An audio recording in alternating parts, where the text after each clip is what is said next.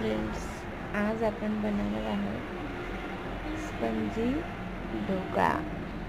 हे बघा कसं स्पंज आलाय त्याला, खूप छान. आपण खूप व्हिडिओ बघतो यूट्यूबवर ढोकळ्याचे, पण हा इन्स्टंट आणि साधा सोपा ढोकळा आहे. बघा, टिफिनसाठी बनवला आहे मी दीदीचा.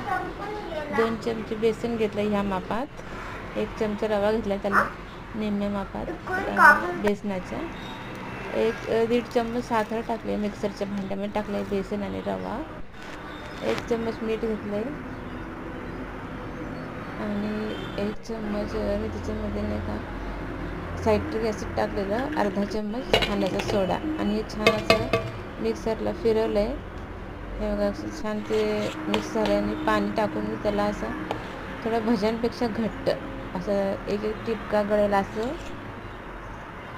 घेतलं आहे. 1 पळी मी तेल टाकलं आहे, थोडंसं सॉफ्ट स्मूथ होतं ते. आणि तोपर्यंत गॅसवर पाणी फुल गॅसवर मी थोडंसं अर्ध्याच्या कमी पातेल्यात पाणी टाकलं आहे. हे बघा पुरणाची जाळी आपली थोडी धुवून घेते, तर ओला रुमाल मी ठेवला आहे स्टीम करण्यासाठी. ही माझी नवीन ट्रिक आहे, ढोकळा लगेच बनतो याच्यामध्ये. कॉटनचा स्वच्छ रुमाल आपल्याकडचा थोडा ओला करून पुरणाच्या जाळीमध्ये पसरवायचा आणि त्याच्यामध्ये ते आपलं झालेलं तयार बॅटर घालायचं. आणि हे बॅटर आपण पातेल्यात, आपल्याकडे ढोकळा बनवण्याचं स्टीमर नसेल किंवा वेगळं भांडं नसेल तर आपण अशी ही ट्रिक छान वापरू शकतो. त्याच्यात झाकण मात्र पॅक ठेवावं, जाड आणि पॅक, बाहेर अशी वाफ नको जायला, अशा पद्धतीचं आपण ते झाकण ठेवावं. हे बघा, मी 15-20 मिनिटांनी चेक केलं तर ढोकळा तयार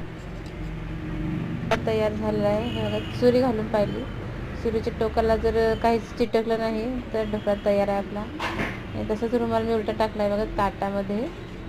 झालेल्या ढोकळ्याचा गरम खूप चटका लागत होता मला, तर रुमाल काढून ढोकळ्याला असं चांगलं ताटावर ठेवलं आहे आणि त्याच्यावर टाकायला फोडणी तयार करणार आहे आपण. आता तेल ठेवलं आहे, थोडं 2 वेळा टाकलं, जिरं मोहरी टाकणार आहे मी त्याच्यात. माझ्या दीदीला कोथिंबीर कढीपत्ता काहीच आवडत नाही म्हणून मी स्किप केलं आहे, पण टाकल्यावर फ्लेवर खूप छान येतो. तिला टिफिनमध्ये पाहिजे होतं म्हणजे काढायचा खूप कंटाळायचं कोथिंबीर वगैरे. बघा, फक्त 1 मिरची जे पण थोडं कट करून एकच कट मारला तिला टाकलं फक्त फ्लेवरसाठी, तिला तिखट पण नको असते. आणि ह्याच्यात आपण थोडं पाणी आणि साखर घातली. पाणी साखरेचं घोल असं छान मिक्स झालं, जर टाकलं त्याच्याने काय होतं, ढोकळ्याला खूप छान असं स्पंज